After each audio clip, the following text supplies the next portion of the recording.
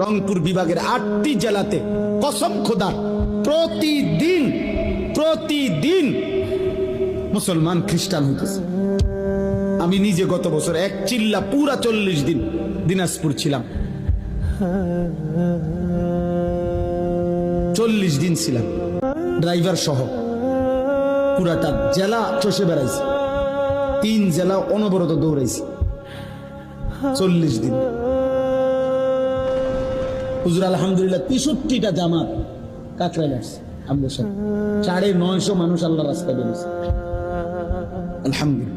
কিন্তু আমি দেখছি সেখানে অগণিত, শুধু দিনাজপুর জেলাতে 500-র উপরে ছোট বড় গির্জা এবং চার্চ আছে। সেখানে আমি নিজ চোখে দেখছি, কসম খোদা। এমন 2 ভাইকে দাওয়াত দিছি, তারা খ্রিস্ট ধর্ম প্রচার করে, তারা আগে মুসলমান ছিল। আশ্চর্যের কথা হলো 2 জনের মধ্যে এক ভাই